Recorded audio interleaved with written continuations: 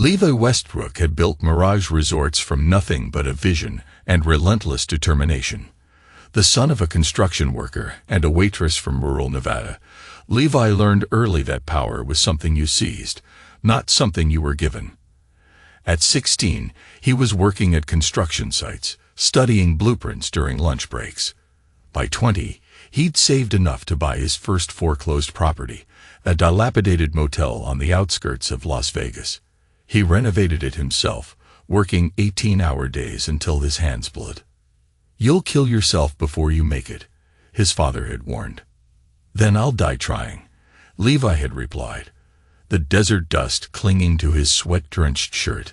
Levi transformed that worn-down inn into the first Mirage Inn. 5 years and 12 properties later, he secured his first major investor. By 35, Mirage Resorts became the fastest-growing luxury hospitality brand in the country, with Levi's name whispered in boardrooms with equal parts respect and fear. The public knew little about Levi Westbrook. He stayed out of the spotlight, creating an enigma that only fueled speculation. Financial magazines called him the ghost developer, present everywhere, but seen nowhere. His properties bore the Mirage brand, never his name. It was a strategic choice, and anonymity was power. He met Audrey Baxter at a charity gala in Santa Barbara. She was the daughter of California real estate tycoon Preston Baxter, a competitor Levi had long admired. Audrey possessed a refined elegance that came from old money and exclusive education, the polish Levi knew he lacked despite his success.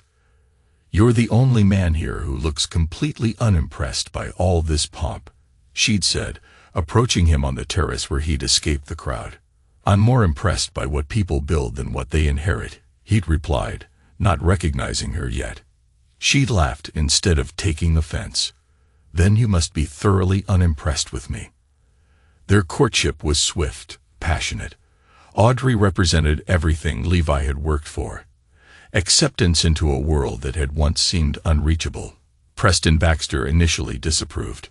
"Self-made men are unpredictable," he'd warned his daughter. "They have something to prove." Levi proved himself by expanding the Baxter portfolio through a strategic partnership. The marriage followed 6 months later, a calculated merger as much as a union of hearts. For 3 years, they appeared the perfect power couple.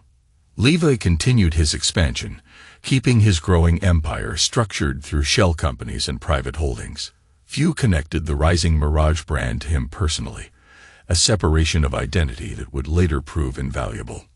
Audrey brought connections, social standing, and a veneer of sophistication to their partnership. But beneath the surface, fault lines were forming. When pregnancy talk arose, Audrey hesitated. "I'm not ready to sacrifice my body or my freedom," she'd stated plainly. Levi, who'd grown up in a house too small for his dreams, had always envisioned a family. But he conceded, focusing instead on building his empire. That empire would become his legacy. By their 5th anniversary, the distance between them had grown palpable. Audrey spent more time at her family's Malibu compound than their penthouse. Her mother, Vivian Baxter, encouraged the separation. "He may have money now, dear, but he'll never truly be one of us," Vivian would say, not realizing her driver was one of Levi's most loyal employees, a man whose medical bills Levi had covered when no one else would help. Levi heard everything, but said nothing. He'd learned long ago that information was currency, and he was accumulating wealth in more ways than one. The invitation to spend a week at the newly constructed Mirage Sapphire Cove Resort came from Audrey, which surprised Levi. They hadn't vacationed together in over a year. "Mother thinks we should present a united front for the summer season," Audrey explained over a rare dinner together. "The Baxters should be seen enjoying the best properties on the coast." Levi studied his wife's perfectly composed features, noting how she referred to the Baxter name, as though he didn't share it. The resort she selected was indeed one of his most ambitious projects. A sprawling beachfront property in a secluded cove that had cost him over $200 million to develop. What Audrey didn't know was that this particular resort held special significance for Levi. Sapphire Cove had been purchased from a developer who'd gone bankrupt attempting to build on the challenging terrain. That developer had been backed by Preston Baxter, who'd pulled funding at the first sign of trouble, leaving dozens of local contractors unpaid. Levi had stepped in anonymously, settled the debts, and won the loyalty of the entire coastal community. He built the resort using those same contractors, paying them generously. "It's a beautiful property," Levi said carefully. "Your mother will approve." "She's bringing Reed," Audrey mentioned casually, referring to Reed Hammond, her mother's personal assistant. "He's been indispensable with Daddy's health declining." Reed Hammond. The name triggered a subtle tightening in Levy's chest. The man had appeared in Vivian's orbit 18 months earlier, suspiciously soon after Levi had declined to invest in a failing Baxter development. Reed was 35, impeccably dressed, and possessed the exact pedigree that Vivian found acceptable. He'd also been spotted with Audrey at private art showings when Levy was supposedly out of town. What the Baxters didn't know was that Levi had built his empire by anticipating movements before they happened. His security team consisted of former intelligence operatives who monitored his interests with surgical precision. The reports on Audrey and Reed had been accumulating for months. Dinner reservations, hotel stays, text messages that never appeared on the phone bill Levi received. "Reed is always welcome," Levi said smoothly. "Will Preston be joining us?" Audrey's expression flickered with something, guilt perhaps.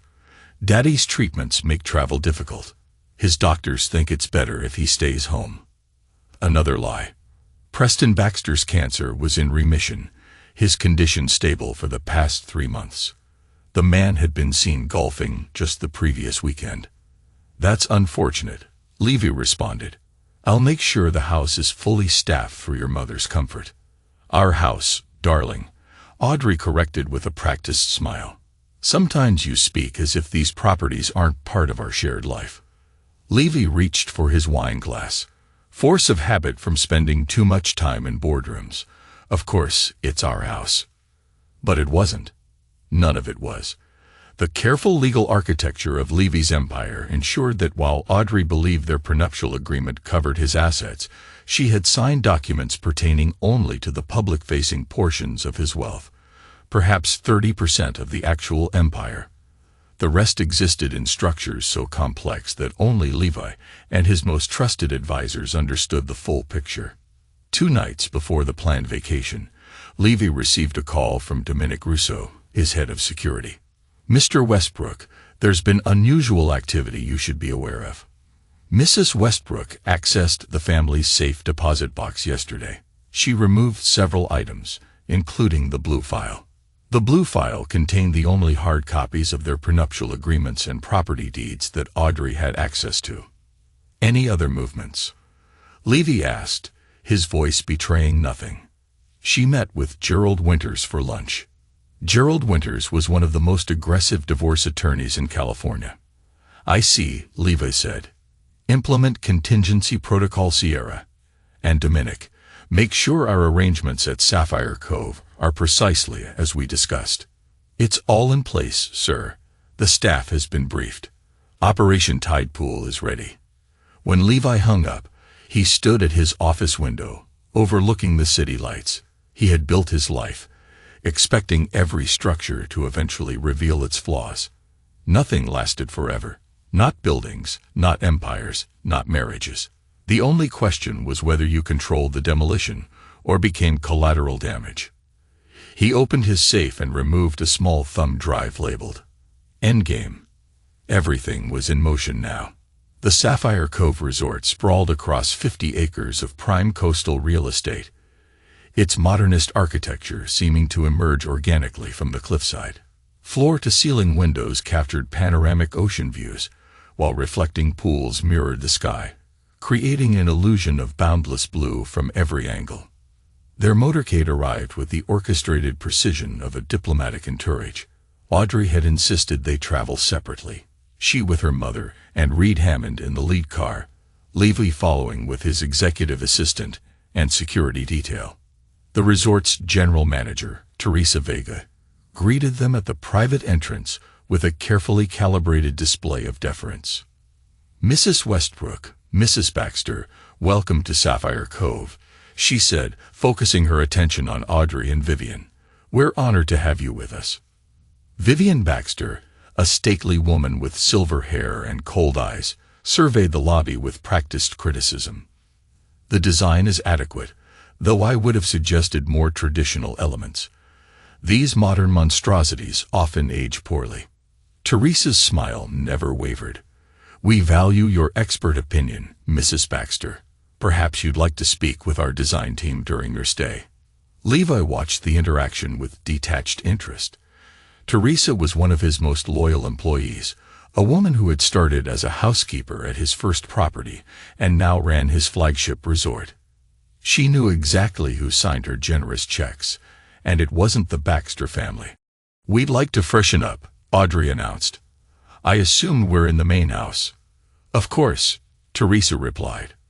"The presidential villa has been prepared according to your specifications.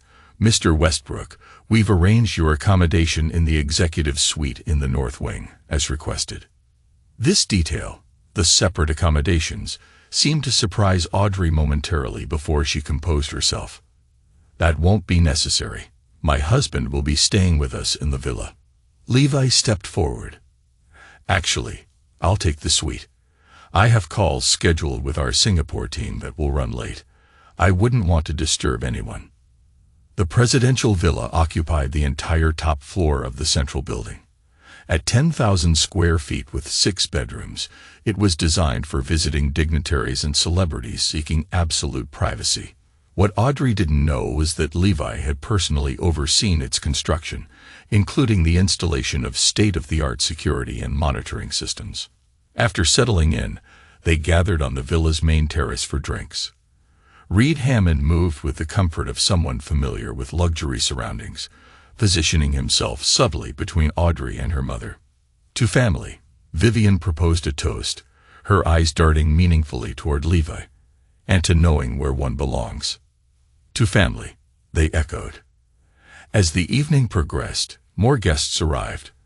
Audrey's college friends Charlotte and Thomas Livingston, Vivian's younger sister Patricia, and her husband Gerald, and to Levy's carefully concealed surprise, Simon Reed, a junior partner at Gerald Winter's law firm. The dinner conversation flowed with practiced ease, touching on safe subjects, charity events, travel plans, the latest exhibition at the Getty. But underneath ran currents of tension.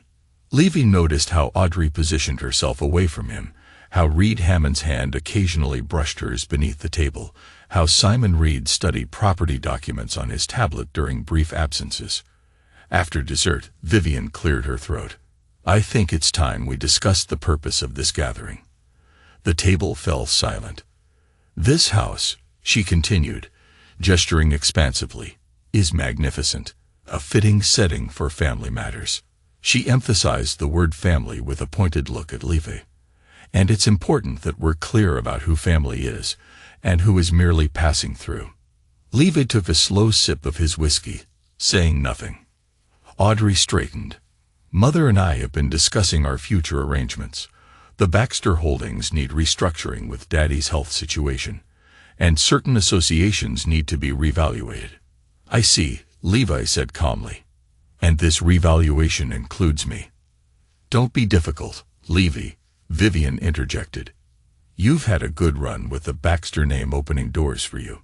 But this house is for real family only, not opportunistic outsiders who've outlived their usefulness." A heavy silence fell over the table. Even Audrey's friends looked uncomfortable. Finally, Audrey spoke, her voice soft but firm. "Honey, just go home. We have papers being drawn up. Simon will contact you next week. There's no need to make this unpleasant." Levi set down his glass and stood slowly. The group tensed, perhaps expecting an outburst. Instead, he smiled, a cold, measured expression that never reached his eyes. He pressed a button on his watch. Within 30 seconds, Teresa Vega appeared with 4 members of the resort's security team. "Is there a problem, Mr. Westbrook?" Teresa asked. "No problem at all," Levy replied. Just some confusion about ownership that needs clearing up. Please escort these guests out of my resort." Vivian scoffed. "Your resort? This is a Mirage property. Audrey explained the whole structure to us. Your name isn't on anything." Levy gestured to Teresa, who produced a tablet and turned it to face the table. On screen appeared documents showing the complete ownership structure of Sapphire Cove Resort, and at the top of every page appeared the name Levi Westbrook. "Perhaps you've been misinformed," Levi said mildly. "Mirage Resorts is a subsidiary of Westbrook Holdings. Always has been." He turned to Reed Hammond, whose complexion had gone ashen. "Mr. Hammond, I believe you conducted what you thought was thorough due diligence. Did you perhaps rely on information provided by my wife rather than official records?" Reed's silence was answer enough. "What is this?" Audrey demanded, standing now. "Some kind of trick?" "No trick," Levy replied. "Just business. Teresa, please show our guests to the Sea Breeze Villa on the South Shore. It's quite comfortable, though not quite as presidential." As security began to move toward them, Simon Reed frantically scrolled through documents on his tablet. "This can't be right." Levy folded his arms, unruffled, as the power dynamic in the room shifted completely. "The holdings we reviewed clearly showed exactly what I wanted them to show," Levi interrupted. "A valuable lesson in corporate structure, Mr. Reed. One your firm might benefit from studying." He turned to Audrey, his expression hardening. "You have 1 hour to collect your belongings from the presidential villa.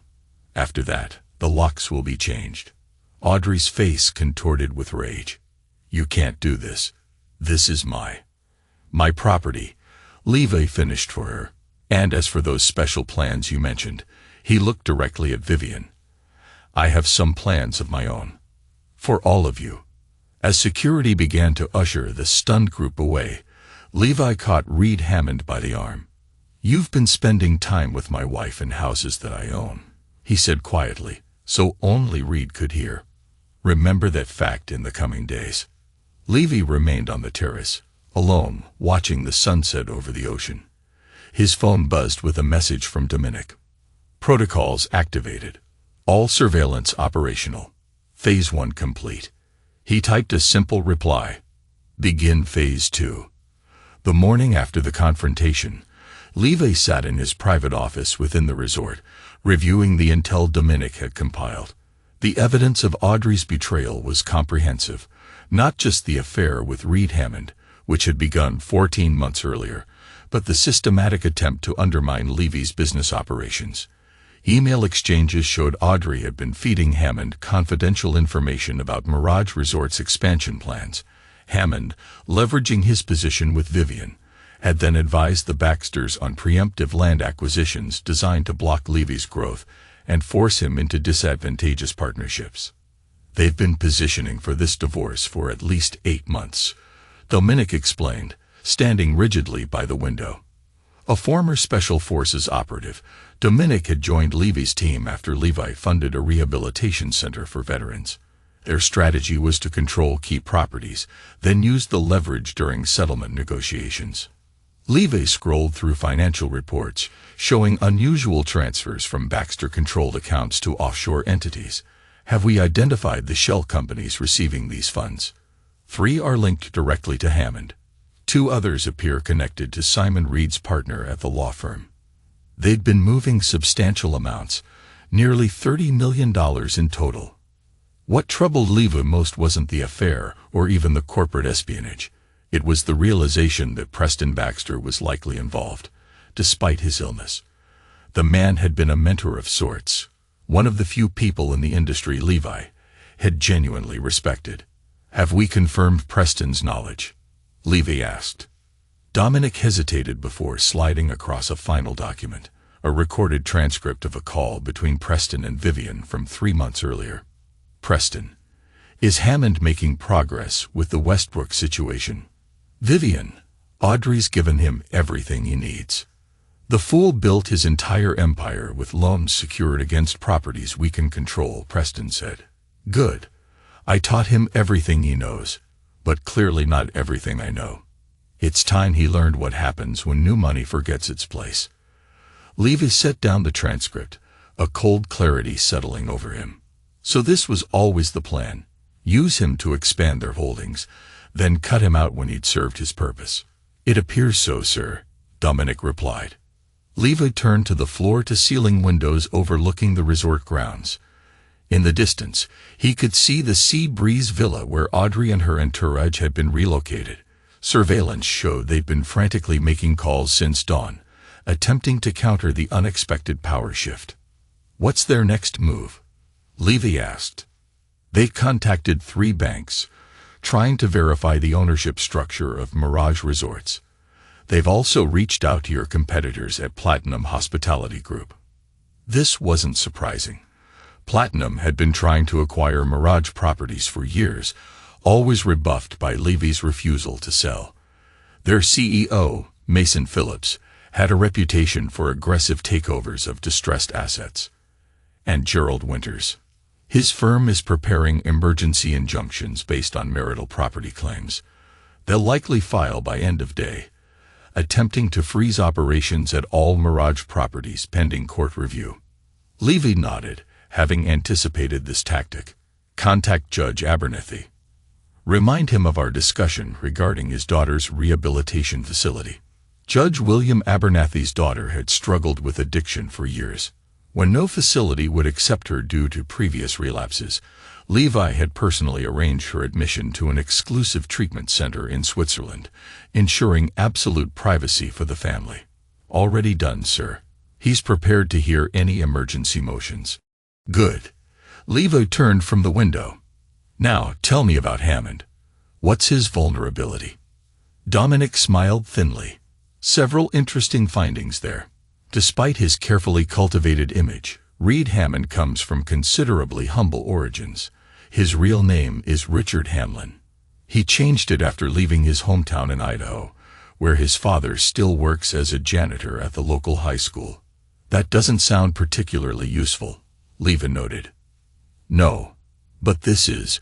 Before joining Vivian Baxter's staff, he worked briefly for Trident Security Consultants, the same firm that handles digital security for the Baxter family. During that time, he installed backdoor access points in their systems that he's been using to monitor their communications. Levy raised an eyebrow. He's spying on the Baxters while spending time with their daughter. Yes, and he's been systematically copying financial documents, apparently building leverage for his own purposes. Interesting. Levy considered this development. So Hammond wasn't just Audrey's companion. He was playing his own game. It appears so. And there's more. He's been in regular contact with Mason Phillips at Platinum Hospitality. The picture was becoming clearer. Hammond was positioning himself as the catalyst for a hostile takeover, using Audrey to access what he believed were Levy's vulnerabilities, while simultaneously preparing to betray the Baxters to their corporate rivals. What about Audrey? Does she know about Hammond's connection to Platinum? Dominic shook his head. All evidence suggests she believes they're planning a future together once the divorce is settled. She's transferred nearly $2 million to accounts he controls. Levy absorbed this information silently. The betrayal was even more calculated than he'd initially thought.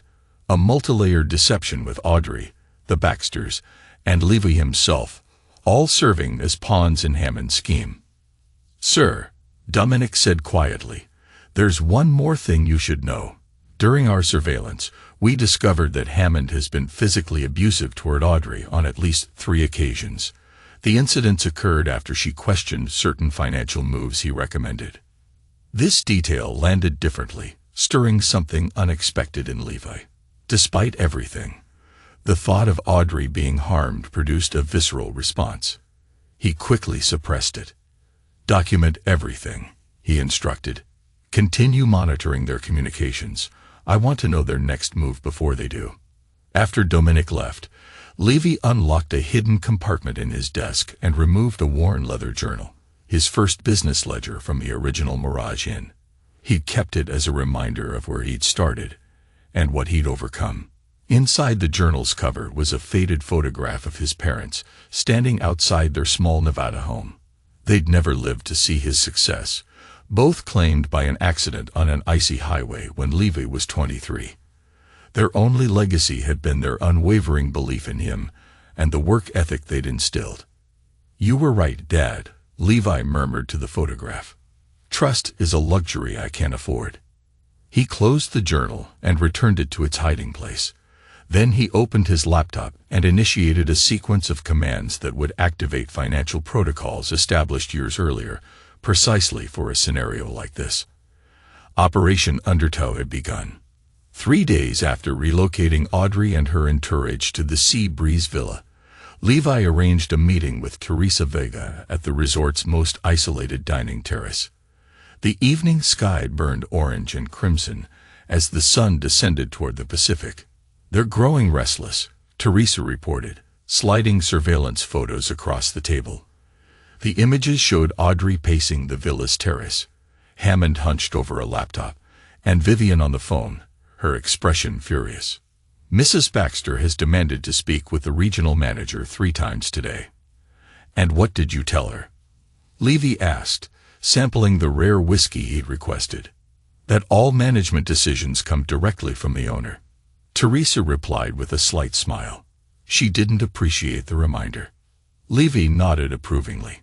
Teresa had been with him since the beginning, one of the few people who knew the full extent of his contingency planning. Her loyalty had been earned through actions, not contracts. When her mother had fallen ill 5 years earlier, Levi had not only covered all medical expenses, but had established a specialized care facility in her hometown, disguised as a Mirage corporate investment. Have they attempted to leave the property? Twice. Both times they found their vehicles unavailable. The first time, their cars mysteriously developed electrical problems. The second time, a sudden road closure for emergency maintenance blocked the only exit route. "Their electronic communications?" Levi inquired. "Limited to what we allow," Teresa confirmed. "Their calls and messages are being selectively delayed or dropped. Nothing critical enough to raise suspicions of deliberate interference, but enough to create frustration and isolation." This strategic isolation was critical to Levy's plan. While Audrey and her allies believed they were experiencing technical difficulties due to the resort's remote location, they were actually being contained within a carefully controlled environment. Their communications were monitored, their movements tracked, their growing sense of powerlessness part of the plan by design. "What about our other guests?" Levy asked. "All VIPs have been relocated to our sister property in La Jolla with complimentary upgrades. The resort is effectively empty except for essential staff and our targets." Levi considered his next move. "It's time for Phase 3. Arrange a dinner invitation for tomorrow evening. Full formal service, main dining room, 8 p.m. extended to all of them. Audrey, Hammond, Vivian, the Livingstons, Patricia and Gerald, and Simon Reed." "They'll be suspicious," Teresa noted. "Of course they will. Let them suspect. Uncertainty is powerful." After Teresa departed, Levi made a secure call to his contact at First Continental Bank, one of the primary lenders to the Baxter real estate portfolio. "Martin, it's time to implement our discussed measures on the Baxter accounts." Martin Foster had been a fraternity brother of Preston Baxter at Yale. He'd also been passed over for promotion 3 times due to Preston's influence, creating a resentment that Levi had carefully cultivated over the years. "The compliance team has completed their review," Martin replied formally. "Given the suspicious transaction patterns, we're initiating a 60-day freeze on all Baxter-controlled business accounts, pending further investigation." "The timing is unfortunate," Levi commented with false sympathy.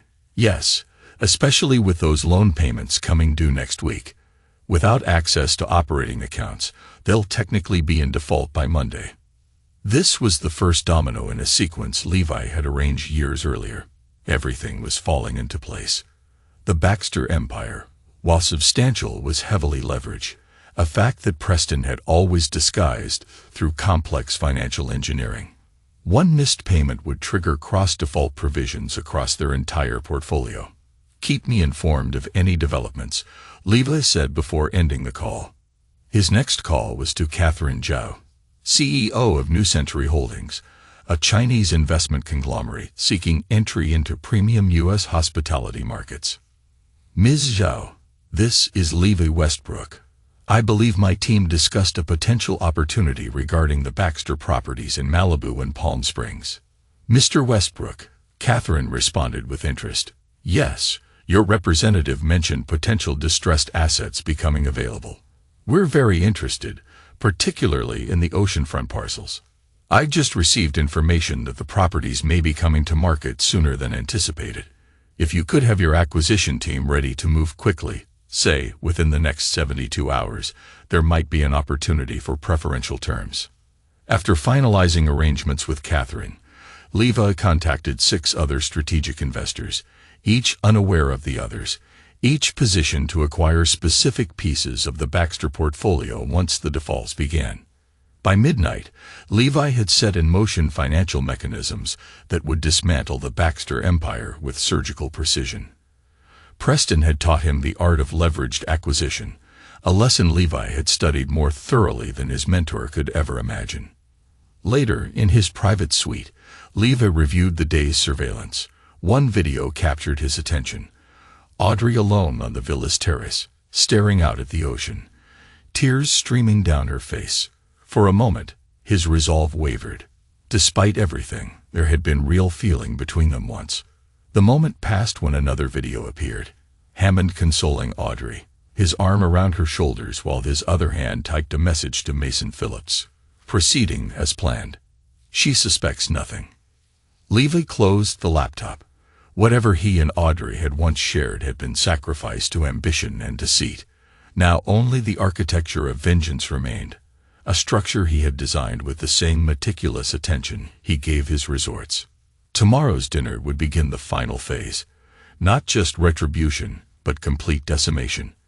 The main dining room of Sapphire Cove Resort had been transformed for the evening's performance. Crystal chandeliers cast a warm glow over the single extended table, positioned to maximize the dramatic ocean backdrop. White orchids and blue hydrangeas created an elegant centerpiece, while silver service gleamed against crisp linen. At precisely 7:55 p.m., Levi entered through the private door behind what would be his seat at the head of the table. He wore a custom Tom Ford tuxedo, not his usual attire, but appropriate for the role he would play tonight. This was theater as much as business. Teresa appeared at his side, ready for his next directive. "They're approaching, sir." Mrs. Westbrook initially refused the invitation, but Mr. Hammond convinced her to attend. "And our special arrangements? All in place. Chef has prepared the menu exactly as specified, with the dietary accommodations for Mrs. Baxter's shellfish allergy. The service staff has been briefed on the timeline." "Excellent." Levi smoothed his jacket. "And our other guest?" "Arriving separately through the service entrance as requested. He'll be positioned in the observation room until you signal." At 8:00 p.m. precisely, the double doors opened. Audrey entered first, stunning in a black dyer gown that Levi recognized from their anniversary celebration the previous year. Her posture projected confidence, but the tension around her eyes revealed her unease. Hammond followed closely, too closely for mere professional association, in a tuxedo that fit imperfectly across the shoulders. Vivian Baxter maintained a regal bearing despite the circumstances, while the others, the Livingstons, Patricia and Gerald, Simon Reed, moved with the awkward energy of supporting players unsure of their role in the unfolding drama. "Good evening." Levi greeted them with practiced warmth. "Thank you for accepting my invitation." "As if we had a choice," Vivian replied acidly. "Your staff made it clear that our cooperation would determine when we might leave this gilded prison." Levi smiled. "A misunderstanding, I'm sure. Please, take your seats. We have much to discuss over dinner." The seating arrangement had been carefully planned. Levi at the head, Audrey to his right, Hammond beside her, Vivian at the far end. The others filled in between, strategically separated to minimize alliance building during the meal. As the first course arrived, a delicate sea bass crudo, Levi raised his glass. To clarity, he offered as a toast. May this evening bring understanding to all of us. The group exchanged uncertain glances before reluctantly raising their glasses. Throughout the appetizer and soup courses, Levi kept the conversation deliberately light, discussing resort architecture, the challenges of coastal development, and the upcoming season in Aspen. His guests responded with caution, waiting for the trap they sensed but couldn't identify. The tension broke when the main course arrived, and Audrey set down her fork with deliberate force. Enough games, Levi. Why are we here? What do you want? Levi dabbed his lips with his napkin before responding. Correct as always, Audrey. Very well. I wanted to congratulate you all on a well-executed plan, truly impressive in its ambition. Confused glances circulated around the table. The systematic gathering of intelligence on my operations, Levi continued conversationally. The positioning of assets to block my expansion. The careful preparation for what you believed would be a devastating divorce settlement. He turned to Hammond. Even the secondary arrangement with Platinum Hospitality was inspired. Hammond's fork clattered against his plate, and the air in the room became thick with apprehension. I don't know what you're... Please, Levi interrupted. Let's not insult each other's intelligence. I've read your emails to Mason Phillips. Quite thorough. Your assessments of Mirage's vulnerabilities. Audrey turned to Hammond, her expression a mix of confusion and dawning realization. What is he talking about? What arrangement with Platinum?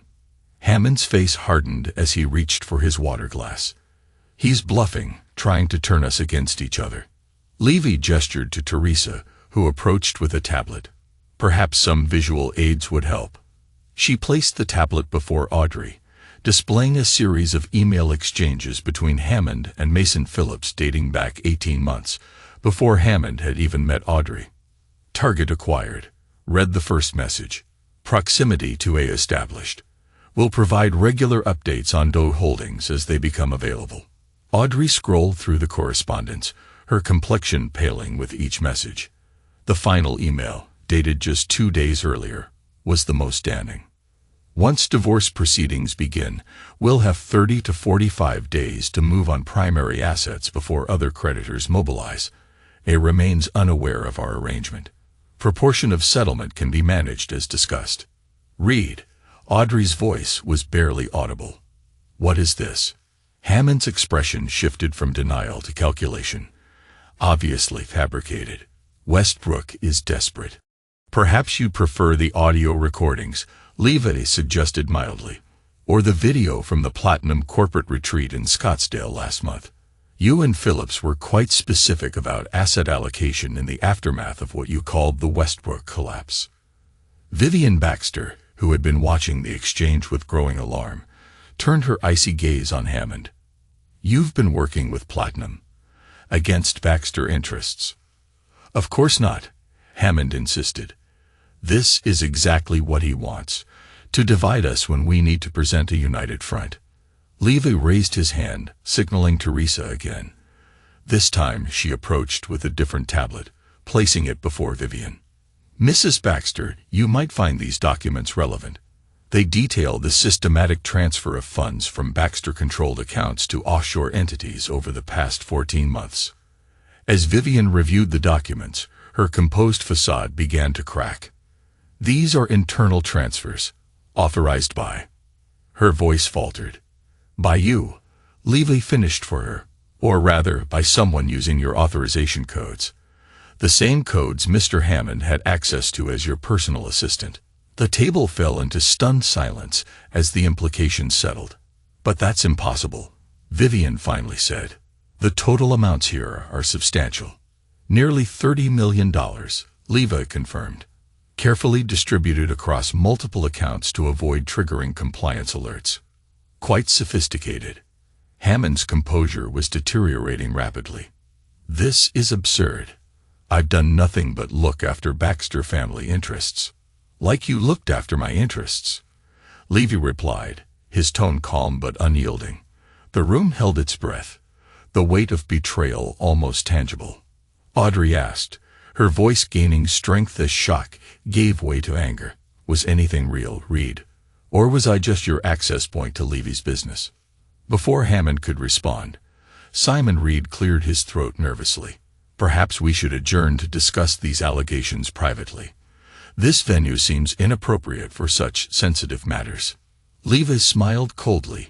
But we're just getting to the interesting part, Mr. Reed. For instance, your firm's involvement in establishing the shell companies that received those Baxter funds. Companies that, coincidentally, list your brother-in-law as a director. Simon blanched. That's confidential client information. Yes, attorney-client privilege is sacred, Levi agreed, which makes it particularly problematic when an attorney participates in criminal conspiracy.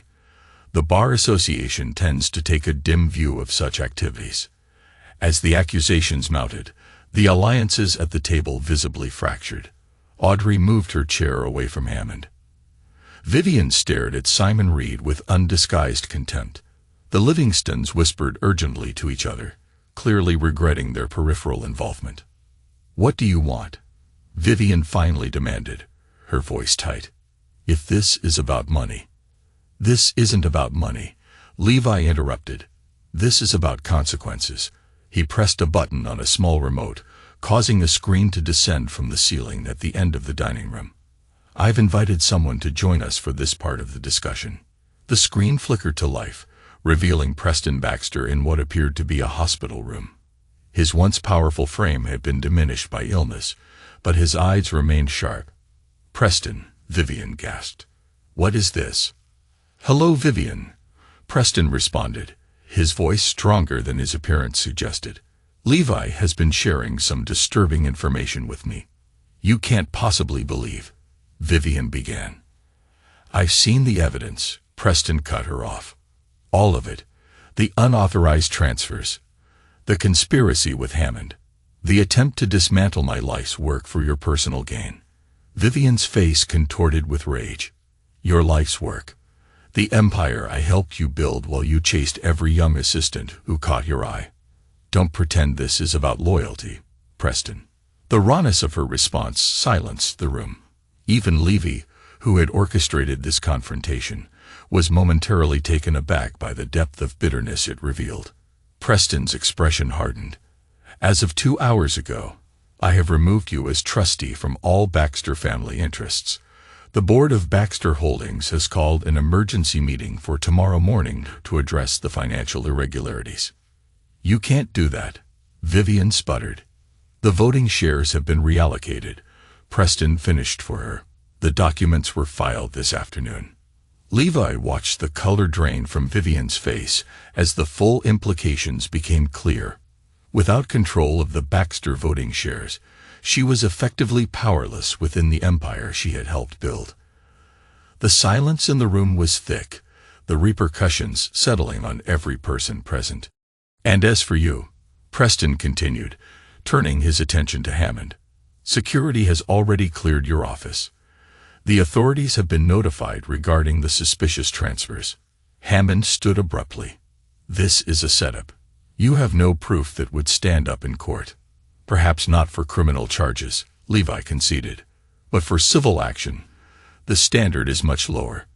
And given the publicity this will generate, I imagine your future employment prospects will be limited. As Hammond moved toward the door, Levi added, Oh, and Mr. Hammond, or should I say Mr. Hamlin, your father in Idaho sends his regards. Apparently, the local news there is very interested in the story of how Richard Hamlin from Twin Falls became Reed Hammond, financial manipulator to the elite. Hammond froze, his carefully constructed persona visibly crumbling. You should sit down, Levi advised. We haven't yet discussed the terms of your departure from this situation. The remainder of the dinner unfolded like the final act of a Greek tragedy. Alliances shattered, secrets exposed, futures destroyed not by external forces, but by the consequences of their own actions. By the time dessert was served, a bitter dark chocolate tart that few touched, the group that had arrived as conspirators had devolved into isolated individuals, each contemplating their separate downfalls. As coffee was poured, Levi addressed them collectively one last time. Tomorrow morning, you'll all be free to leave Sapphire Cove. Transportation has been arranged to take you wherever you wish to go. He paused, allowing the relief to briefly register before continuing. However, I should mention that certain financial difficulties may complicate your immediate plans. What financial difficulties? Simon Reed asked nervously. As of close of business today, First Continental Bank has frozen all Baxter corporate accounts pending investigation of suspicious activities, Levi explained calmly. Additionally, the quarterly payments on several key properties were due today. Without access to operating accounts, those loans are now technically in default. The implication hung in the air like poison gas. The Baxter empire operated on precisely timed cash flows between numerous entities.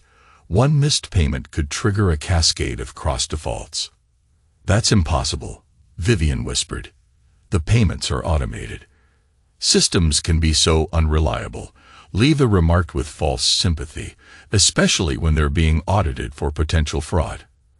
As the devastating reality settled over the table, Levi stood. Thank you all for a most illuminating evening. Teresa will see you back to your accommodations.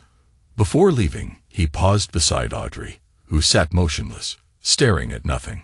For what it's worth, he said quietly, I believe you were as much a pawn as I was intended to be. That doesn't excuse your choices, but it may explain them. She looked up at him, tears streaming silently down her face. What happens now? Levi answered softly, his voice filled with both finality and a surprising measure of compassion. Now we all live with the consequences of what we've built and what we've destroyed. He squeezed her shoulder gently, then turned and walked away, leaving the fragments of broken alliances and ambition behind as he stepped out into the night, ready to face whatever came next. Now Levi considered the question. Now you get to experience what I've always known, that everything can be taken away in an instant. The only difference is that I built my life expecting that reality. You never had to. With that, he walked away, leaving behind the ruins of the life they had constructed together, and the people who had sought to destroy him. The financial collapse of the Baxter empire unfolded with the terrible precision of a controlled demolition. By noon the day after the fateful dinner, news of the frozen accounts and missed loan payments had spread through financial circles. By close of business, Baxter Holdings stock had dropped 27%, triggering circuit breakers that temporarily halted trading. Levi monitored the devastation from his office at Sapphire Cove, where multiple screens displayed financial news channels, real-time stock tickers, and private intelligence feeds from strategically placed sources. Dominic entered with the latest updates. The New Century Holdings Consortium has submitted letters of intent for the Malibu and Palm Springs properties. Their initial offer is 30 cents on the dollar, with expedited closing. Levi nodded approvingly. And the Vegas parcels. Gulf Sovereign Wealth Fund is preparing a bid. They're coordinating with their U.S. regulatory team to fast-track approvals. The systematic dismantling continued throughout the day. Properties that the Baxter family had accumulated over 3 generations were being carved up and redistributed to buyers Levi had carefully cultivated. Buyers who understood the value of discretion and the advantage of acquiring distressed assets at unprecedented discounts. What about Preston? Levi asked. Dominic's expression shifted slightly. He's been admitted to Cedars-Sinai. The stress appears to have triggered complications with his condition. This news landed differently than Levi had anticipated. Preston's betrayal had cut deepest precisely because Levi had genuinely respected the man. The mentor who would become an adversary had never been the primary target of his vengeance. Make sure he receives the best care, Levi instructed, anonymously. Of course. Dominic hesitated before continuing. There's another development you should be aware of. Mrs. Westbrook attempted to access her personal accounts this morning. They were denied. Levi raised an eyebrow. All of them. Yes. It appears her name has been flagged in the banking system, due to the ongoing fraud investigation. Even her personal credit cards have been suspended. This was an unexpected consequence, collateral damage rather than deliberately inflicted punishment. Audrey had her flaws, but financial impropriety hadn't been among them. The funds she had transferred to Hammond had been her own inheritance from her maternal grandmother, kept separate from Baxter family assets. "Where is she now?" Levy asked. "Still at the Sea Breeze Villa. The others have departed. Hammond left before dawn." Levy gazed out the window, the consequences of every calculated move settling on his conscience. The Livingstons and Simon Reed took the morning shuttle to the airport. Mrs. Baxter was collected by her sister Patricia. Only Mrs. Westbrook remains. Levy considered this information. Has she made any calls? Several. To her personal attorney. To various friends. To her banker. None have been returned. The isolation Audrey was experiencing mirrored what Levi had felt in his early years, when deals fell through, when investors backed out, when doors closed because he lacked the right name or connections. The difference was that he had built calluses over those wounds. Audrey had never developed such protection. "Continue monitoring her situation," Levi instructed. "Ensure she has access to meals and basic services." Dominic nodded, recognizing the subtle shift in Levy's approach without commenting on it. As the afternoon progressed, reports flooded in of creditors moving against Baxter assets nationwide. What had begun as targeted financial pressure had evolved into a feeding frenzy as financial institutions rushed to secure their positions against the collapsing conglomerate. At 4:30 p.m., Levy received a call from Catherine Jaub at New Century Holdings. "Mr. Westbrook, we've encountered an unexpected complication," she began without preamble. "Another investor group has entered the bidding for the Malibu properties with a significantly higher offer."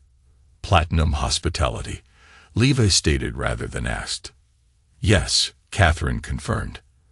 "They're offering 45 cents on the dollar with similar expedited terms." Levi had anticipated this move. Mason Phillips wouldn't abandon his strategy simply because his inside man had been compromised.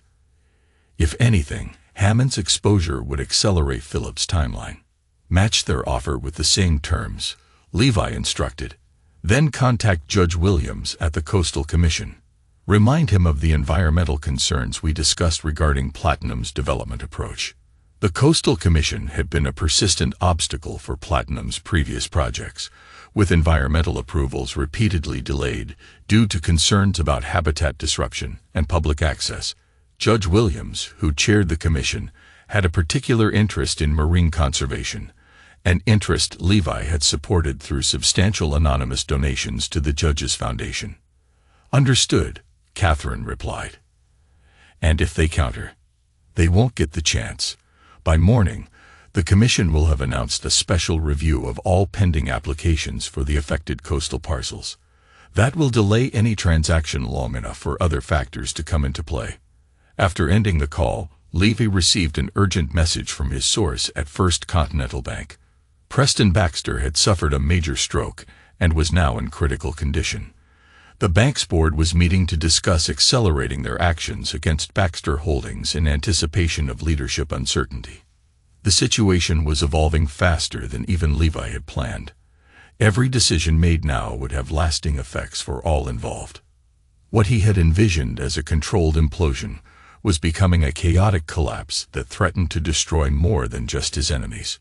As evening approached, Levi left his office and walked along the cliffside path toward the Sea Breeze Villa. The setting sun painted the ocean in shades of fire, a fitting backdrop for the day's events.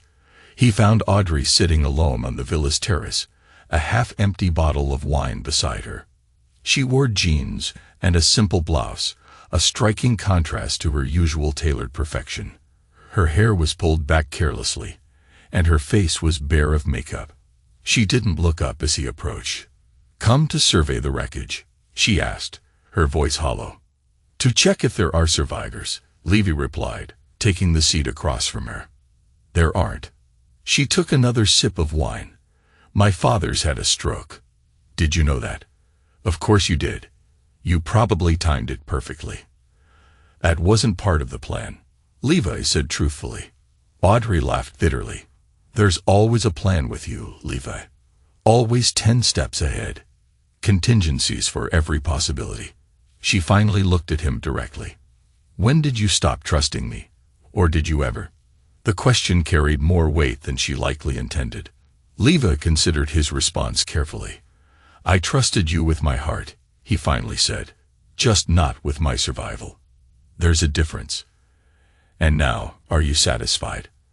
The mighty Baxters brought low, my mother disgraced, my father dying, me penniless and abandoned. Penniless is an exaggeration, Levi noted. Your grandmother's trust is unaffected by all this. It's held separately from Baxter assets. Audrey looked surprised. How did you? She stopped, shaking her head. Of course you knew about that too. I know that you transferred a significant portion of those funds to Hammond. That was unwise, but the remainder is still secure. Once the banking flags are cleared, you'll have access again. Why are you telling me this? Because this was never about destroying you, Audrey. It was about consequences for choices made. She studied him with new intensity. What happens to Hammond? And Platinum? Hammond is currently on a private jet to an undisclosed location, courtesy of Mason Phillips. By morning, Phillips will have realized that Hammond's usefulness has expired. After that, Levi shrugged, the world can be unkind to men without resources or allies. And my mother? Vivian will survive. She always does, though her social position may be somewhat diminished when the details emerge. They sat in silence as darkness fell over the ocean. Staff appeared to light the terrace lanterns, moving with practiced discretion. I loved you once, Audrey said suddenly, her voice soft but honest. Before everything became about power and position. Before my mother convinced me you'd always see me as your ticket into a world that would never truly accept you. And I loved you, Levi acknowledged. Before I realized I was just another acquisition for the Baxter portfolio. In that quiet moment, surrounded by the consequences of their ambition, they both understood the price they had paid for what they thought they wanted. Another silence stretched between them, filled with the sound of waves breaking against the cliffs below. What do I do now? Audrey finally asked, vulnerability breaking through her composed exterior. Levi considered her question. Despite everything, part of him still responded to her pain. But he had learned long ago that compassion could be as dangerous as trust when misplaced. You rebuild, he said simply, like I did. Every time a deal collapsed, or an investor backed out, or a property was lost, you start again with whatever foundation remains. He stood to leave, then paused. Your car has been returned to operational status. Your personal accounts should be accessible by tomorrow. The coastal highway has been cleared of construction. Audrey looked up at him, understanding the message. She was no longer being contained. Is this mercy, Levi? No, he replied honestly. Just recognition that some debts have been paid in full. As he walked away from the villa, Levi felt a complex mixture of emotions, satisfaction at the precision of his retribution, regret for what might have been in another reality, and a cold clarity about what still remained to be done. The Baxter empire was falling, but Mason Phillips and Platinum Hospitality still posed a threat. And Reed Hammond, despite his current desperation, remained a dangerous adversary with nothing left to lose. The final act was yet to be played. The coastal fog rolled in during the pre-dawn hours, shrouding Sapphire Cove in a spectral mist. Levi stood on the balcony of the presidential villa, watching as the resort's lights created halos in the thick air. His phone vibrated with an encrypted message from Dominic. Eagle landing. ETA 20 minutes. Eagle was their code for Mason Phillips, CEO of Platinum Hospitality and the architect of the failed scheme to dismantle Mirage Resorts. Phillips' private jet had filed a flight plan to San Diego just after midnight, an unexpected development that Levi's intelligence network had immediately flagged. Is Hammond with him? Levi texted back. Negative. Hammond was dropped in Phoenix. Current location unknown. This was concerning. Hammond operating independently introduced an unpredictable element, but Philip's sudden appearance presented an opportunity Levi hadn't anticipated, a chance to accelerate the final phase of his strategy. Prepare the marina suite for our guest, Levi instructed. Full surveillance, all protocols active. 20 minutes later, the black Range Rover passed through the resort's security gate. Surveillance cameras tracked its progress to the main entrance, where Mason Phillips emerged alone. The man moved with the confident swagger of someone accustomed to power. Tall, athletically built, with the practiced smile of a corporate predator. Teresa greeted him with professional courtesy. "Mr. Phillips, welcome to Sapphire Cove. We weren't expecting you until later this week." "Change of plans," Phillips replied dismissively. She led him inside, her expression professionally neutral as the next phase of Levy's meticulously calculated endgame began to unfold. "I need to speak with Westbrook immediately." "Of course, Mr. Westbrook has been notified of your arrival and suggests you get settled first.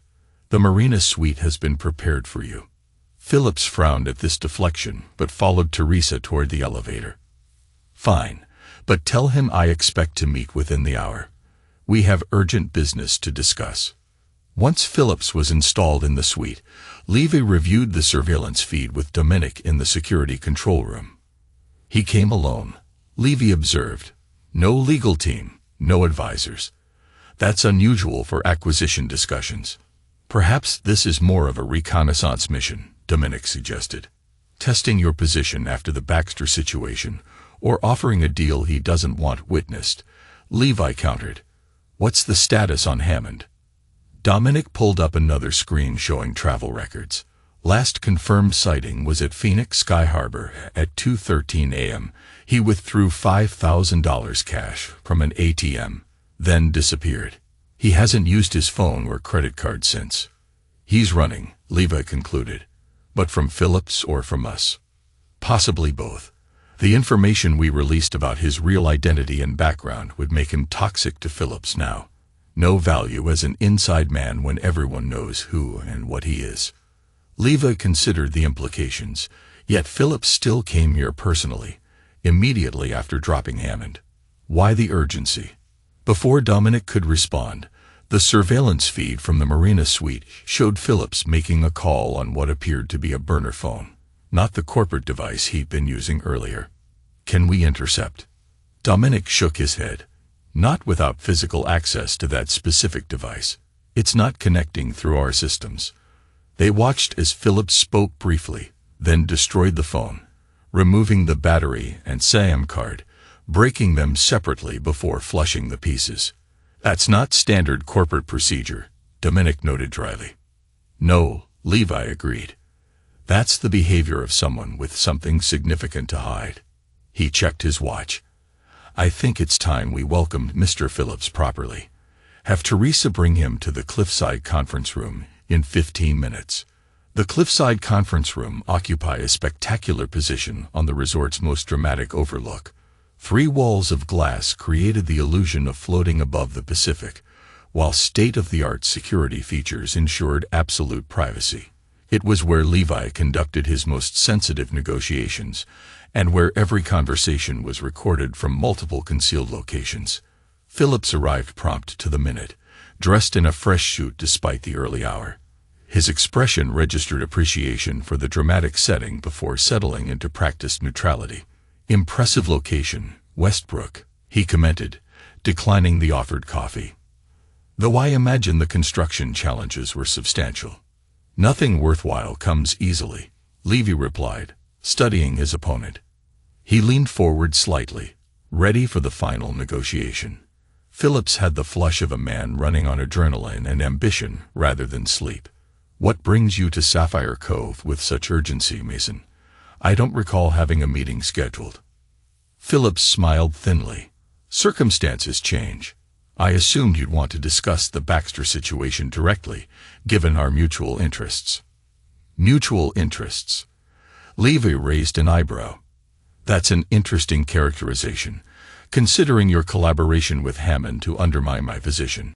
If Phillips was surprised by this direct acknowledgement, he didn't show it.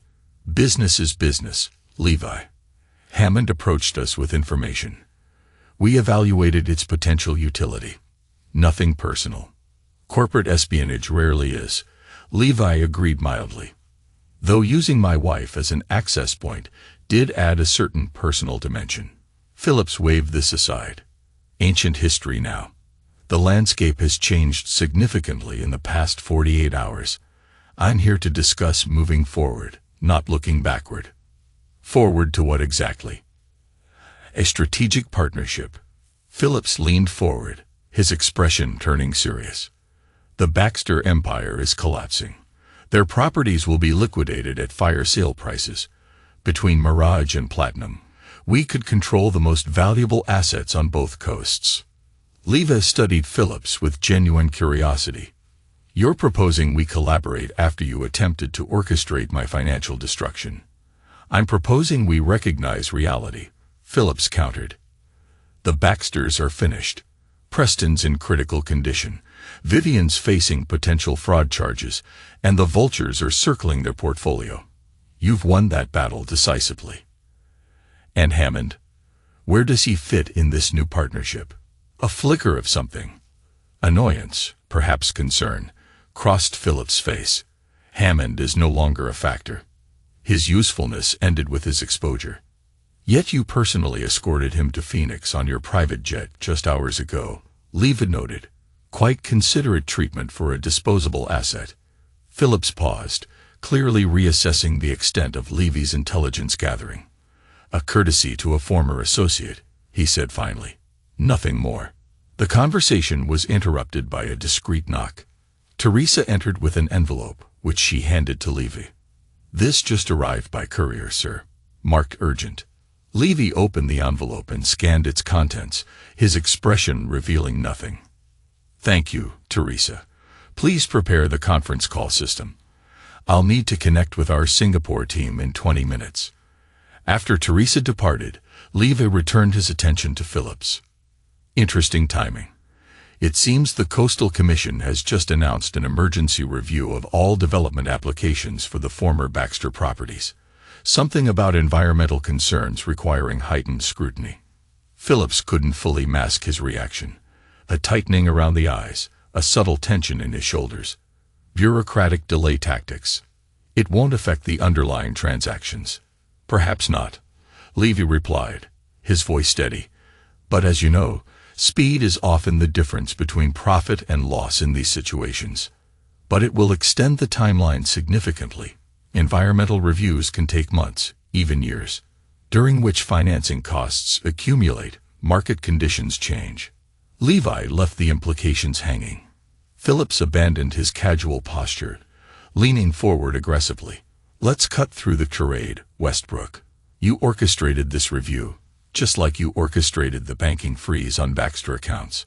You're blocking our acquisition because you want those properties for yourself. I'm simply exercising appropriate caution regarding valuable assets, Levy replied evenly, as any prudent businessman would. That's nonsense, Phillips snapped. This is personal now. First Hammond, now this. Levy's expression hardened. You made it personal when you targeted my wife and my company. Did you really think there wouldn't be consequences? Phillips stood abruptly. This isn't over. You may have won this round, but what? Levi interrupted, remaining seated. You'll try another approach, perhaps another inside man, or something more direct. The tension between them crystallized into something dangerous. Be careful, Westbrook, Phillips warned quietly. You're playing a game with rules you don't fully understand. On the contrary, Levy replied, I understand perfectly that there are no rules. Only winners and losers. And you, Mason, are not accustomed to losing. Phillips stared at him for a long moment before turning to leave. At the door he paused. You should check on your wife. I hear she's having a difficult time adjusting to her new circumstances. The implied threat hung in the air as Phillips departed. Levy immediately contacted Dominic. Where's Audrey? Still at Sea Breeze Villa. No movement since last night. Visual confirmation. Checking now. There was a pause before Dominic continued, his voice suddenly alert. Security feed shows the villa appears empty. Last confirmed visual was at 23:42 last night. Send a team immediately, Levi ordered, already moving toward the door. And locate Hammond. Phillips' threat wasn't random. 15 minutes later, Levi arrived at the Sea Breeze Villa to find Dominic coordinating the security team. The villa showed no signs of struggle or forced entry, but Audrey was nowhere to be found. Her phone remained on the nightstand. Her purse was on the counter. Only her car was missing from the garage. Traffic cameras? Levi asked. Nothing yet, Dominic reported. The coastal highway has limited coverage. We're checking gas stations and toll points within a 50-mile radius. As they continued to search, Levi received an encrypted message from an unknown number. When opened, it displayed a photo of Audrey in what appeared to be a motel room, looking frightened but unharmed. The message below was simple. Exchange terms to follow. Stay available. Levi showed the message to Dominic. Trace it. Already working on it. Preliminary location shows somewhere near San Bernardino, but it's being routed through multiple servers. Hammond, Levi concluded, his mind racing as the final confrontation dawned. This is why Phillips dropped him in Phoenix. Not to dispose of him, but to position him for this move. But why involve Mrs. Westbrook now? Dominic asked. The Baxter assets are already in play. Levy's expression darkened as the pieces fell into place. Because this isn't about the assets anymore. It's about something Hammond took from the Baxters that Phillips needs, something important enough to risk a kidnapping. They returned to the security center, where Levi reviewed all surveillance footage of Hammond during his time at Sapphire Cove. One interaction stood out, a brief conversation with Vivian Baxter in a secluded corner of the garden the day before the confrontational dinner. Vivian had handed Hammond a small object that he quickly pocketed. Enhance and stabilize that section, Levi instructed the technician. The enhanced image revealed what appeared to be a small hardware key, similar to those used for secure digital vaults. The Baxter encryption key, Levi realized. It would grant access to all their secure financial data, authentication codes, offshore account details, everything needed to access hidden assets. Which explains Phillips's urgency, Dominic concluded. If he can access those accounts before the banks freeze them completely, he could siphon hundreds of millions before anyone realizes, Levi finished, and Hammond is using Audrey as leverage to negotiate his position with Phillips. Another message arrived. Keystone Motel, room 114, San Bernardino. Come alone with $5 million cash equivalent. 3 hours. No police. Levi showed Dominic the message. Prepare the helicopter. And contact Judge Abernethy. We'll need his assistance for what comes next. 3 hours later, Levi arrived at the Keystone Motel, a dingy 2-story structure off the interstate. Instead of the requested cash, he carried a briefcase containing very different contents. 2 unmarked vehicles were positioned strategically in the parking lot, containing Dominic and his team. Room 114 was on the ground floor, its curtains drawn. Levi knocked precisely 3 times. The door opened a crack, revealing Hammond's tense face. Show me the money first, Hammond demanded. Let me see Audrey, Levi countered. Hammond hesitated, then opened the door wider. Audrey sat on the bed, her hands bound with zip ties, a bruise forming on her cheek. Her eyes widened at the sight of Levi. I'm sorry, she whispered. He was waiting in the garage. It's all right, Levi assured her, then turned to Hammond. You've made a serious miscalculation, Richard. Hammond flinched at the use of his real name. Just give me the money. Then you can take her and go. That's not how this ends, Levi said calmly. The police are outside. So is my security team. The motel is surrounded. Hammond's expression contorted with desperation. He pulled out a gun, pointing it shakily at Audrey. You're lying. I checked for tails, not police cars. Judge Abernathy signed the warrant personally an hour ago. The officers are in unmarked vehicles. Hammond's hand trembled, sweat dripping down his temple as he realized the gravity of the situation. Levy set the briefcase on the small table. Inside is evidence of your financial crimes, copies of your communications with Phillips, and a signed statement from Vivian Baxter regarding the encryption key you stole. Hammond's face paled. You're bluffing. The deal Phillips offered you is already void. Levy continued as if Hammond hadn't spoken. He never intended to share the Baxter assets with you. You were always disposable. The only question was when to shut you up. Hammond shouted, his hand trembling. You don't know anything. I know Phillips has already cut off communication. I know the number you've been texting hasn't responded in over an hour. I know you're alone now with no exit strategy. Hammond's eyes darted frantically between Levy and Audrey. I still have her, he said desperately. That's worth something. Yes, Levi agreed. It is, which is why I'm offering you an alternative. He opened the briefcase, revealing not money, but a single folder and a passport. Inside is documentation for a new identity, prepaid accounts totaling $500,000, and a one-way ticket to Malaysia departing tonight. No extradition treaty, no financial tracking. Hammond stared at the contents, visibly torn. Why would you help me escape? I'm not helping you escape, Levi clarified. I'm helping you disappear. Once you leave this room, Richard Hamlin no longer exists. Reed Hammond never existed at all. You'll live as someone else, somewhere else, permanently. And if you refuse, then what's outside this door becomes your reality instead. The moment stretched as Hammond considered his options. Finally, his shoulders slumped in defeat. He lowered the gun and moved to cut Audrey's restraints. The key, Levi demanded. Where is it? Hammond reached into his pocket and produced the small device Vivian had given him. It's useless without the passcodes, he said as he handed it over. Vivian provided those as part of her cooperation agreement, Levi informed him. Her testimonial immunity was quite comprehensive.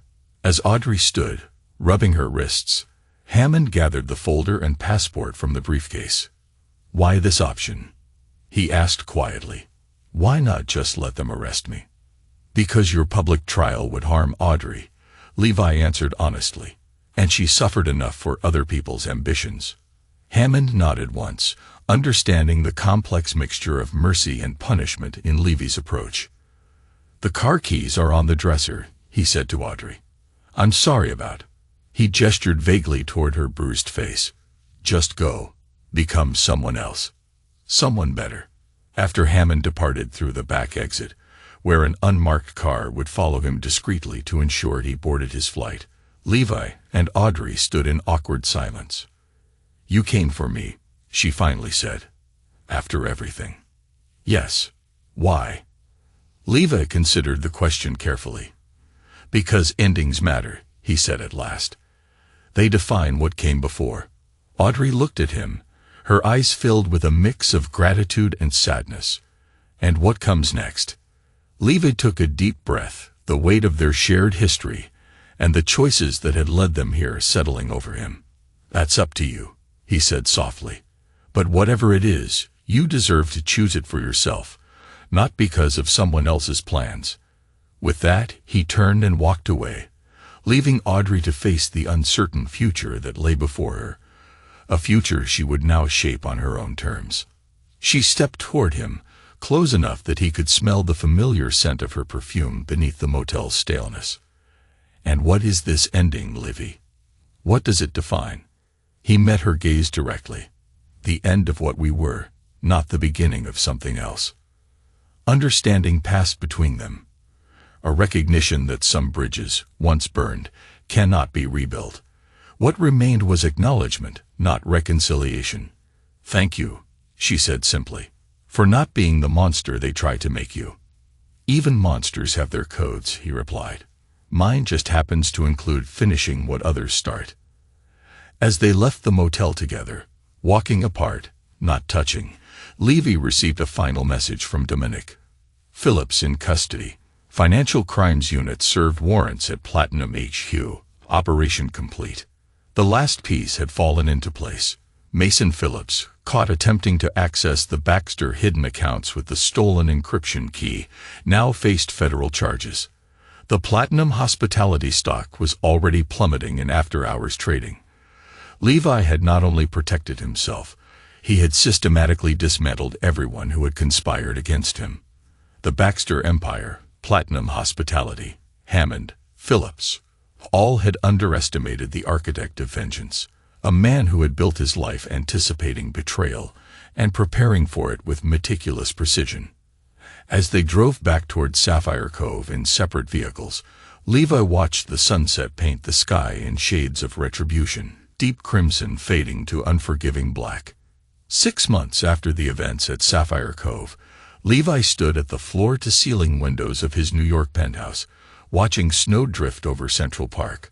The city sprawled before him, a concrete empire so different from his coastal resorts, yet governed by the same principles of power and consequence. The aftermath of what financial media now called the Baxter collapse had reshaped the hospitality landscape. Mirage Resorts had acquired key Baxter properties at advantageous prices, while Platinum Hospitality had been broken up and sold to international investors following Mason Phillips's indictment on multiple federal charges. Preston Baxter had survived his stroke but remained in long-term care, his once formidable mind diminished to childlike simplicity. Vivian, facing her own legal challenges, had accepted a plea deal that included testimony against Phillips and significant financial penalties. Their social standing, once unassailable, had evaporated overnight. The intercom chimed, interrupting Levy's reflections. "Mr. Westbrook, your 3 o'clock appointment has arrived." "Send them up," Levi instructed. Minutes later, Audrey entered the penthouse, accompanied by her attorney. 6 months had changed her. She appeared thinner, her designer outfit more subdued, her once perfect makeup minimal. Yet she carried herself with a dignity that transcended circumstance. "Thank you for agreeing to meet," she said, her tone measured but sincere. The gravity of this final encounter settled between them, signaling that unfinished business was about to find its resolution. She said formally after her attorney had been shown to an adjacent room to give them privacy. "Of course," Levy replied, gesturing toward the seating area. "Can I offer you something?" "No, thank you. This won't take long." They sat across from each other, the ghost of their marriage hanging between them. Divorce proceedings had been surprisingly straightforward. Levi had offered terms more generous than legally required, and Audrey had accepted without negotiation. "I'm relocating to Europe," she announced. "Milan, specifically. I've been offered a position with a design firm there." Levi nodded. "A fresh start." "Something like that." She hesitated before continuing. "Before I go, I wanted to return this." She removed a small box from her purse and placed it on the table between them. Inside was her engagement ring, a rare blue diamond that Levi had specially commissioned. "This belongs to you," she said. It never felt right keeping it. Levi studied the ring without touching it. "Consider it part of your settlement. Sell it if you need additional resources for your new life." "I don't want anything else from you, Levi." The divorce settlement was more than fair. The directness of her statement hung in the air between them. "Have you heard from Hammond?" Levy asked, changing the subject. Audrey shook her head. "No." "Has he surfaced?" "There were rumors of someone matching his description in Kuala Lumpur briefly, but nothing since. He appears to have taken the disappearing act seriously." And Phillips, facing 20 years minimum, his cooperation agreement wasn't nearly as advantageous as Vivian's. Audrey absorbed this information silently. "My father is being moved to a specialized facility in Switzerland next month," she finally said. "The doctors say the change might stimulate some cognitive improvement." "I heard. The facility has an excellent reputation." She looked at him sharply. "You've been keeping tabs on us." "Information is still currency," Levy replied simply. A silence fell between them. Not entirely uncomfortable, but weighted with unspoken recognitions. Was any of it real? Audrey finally asked. Us, I mean. Or was I always just a strategic acquisition? The question cut closer than Levi expected. It was real, he answered honestly, until it wasn't. When did it change for you? When did it change for you? He countered. Audrey considered the question with surprising candor. When my mother convinced me you would never belong in our world. That eventually you'd resent me for what I represented. Old money. Established power. Everything you had to fight for. And you believed her. I let myself believe her, Audrey corrected. Because it was easier than acknowledging that I was jealous of your success. Success you achieved without the advantages I'd taken for granted my entire life. The admission surprised him. In all their years together, Audrey had never acknowledged this underlying current in their relationship. For what it's worth, she continued, her voice quiet but sincere, I did love you, in my own way, even if I never learned how to show it right. Hammond was a mistake born from that insecurity. I convinced myself he understood both worlds, that he could bridge what I saw as a growing gap between us. When in reality, he understood neither, Levy observed, just how to exploit the insecurities in both. Audrey nodded, a sad smile touching her lips. We were both manipulated by someone who saw our weaknesses more clearly than we saw each other's. The honesty of the moment created a curious intimacy, not romantic or reconciliatory, but a shared recognition of mutual blindness. I didn't come here seeking forgiveness, Audrey said after a moment, or offering it for that matter. What happened can't be undone or absolved. No, Levi agreed. It can't. But I wanted you to know that I understand now why you built your life the way you did. Why you created layers of protection that even I couldn't penetrate. The world taught you lessons I was privileged enough to ignore. Levi considered her words carefully. We all build fortresses against our particular fears, Audrey. Mine were just more literal than most. She stood, signaling the end of their meeting. Goodbye, Livy. I hope you find what you're looking for. As she moved toward the door, Levy remained seated. What makes you think I'm still looking for something? Audrey paused, turning back with unexpected insight. Because you won. Completely. You destroyed everyone who betrayed you. You expanded your empire. You emerged stronger than before. She met his gaze directly. And yet you're still alone in this tower, watching the world from a safe distance. The observation landed with uncomfortable precision. Levi said nothing as Audrey departed, leaving him with the ring on the table and the snow falling silently beyond the glass. Later that evening, Levi received a call from Dominic. Sir, we've received confirmation on the Hammond situation. Go ahead. Malaysian authorities found a body matching his biometrics in a hotel room in Penang. Apparent suicide, though there are inconsistencies in the scene. Philip's reach is longer than we anticipated. Levi concluded. Any connection traceable to him? Nothing direct. The local investigation is being handled as a routine overdose. Ensure the family is notified discreetly, Levi instructed, and arrange appropriate financial support for Hammond's father in Idaho. Already done, sir. After ending the call, Levi poured himself a measure of rare whiskey and returned to the window. The city lights blurred through the falling snow, creating an illusion of stars falling to earth. In the reflection of the glass, he could see the solitary figure he presented, exactly as Audrey had described. His phone buzzed with a message from Teresa. Sapphire Cove expansion approved unanimously by Coastal Commission. Construction can begin immediately. Another victory. Another expansion. Another step in building an empire designed to withstand any attack. Yet Audrey's words echoed uncomfortably in the silent room as Levi stood, surrounded by everything he had built, and wondered what was left to build it for. You're still alone in this tower, watching the world from a safe distance.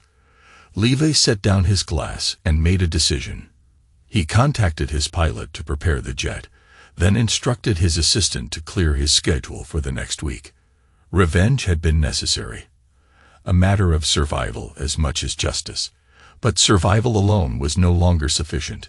The fortresses he had built to protect himself had become barriers to something else, something he had forgotten to value during his relentless pursuit of security. As the snow continued to fall, Levi Westbrook considered the foundations of his empire, built not just on concrete and steel, but on the ashes of those who had underestimated him. It was an empire designed to endure, to stand against any storm. But even the most perfect fortress could become a prison if its architect never ventured beyond its walls.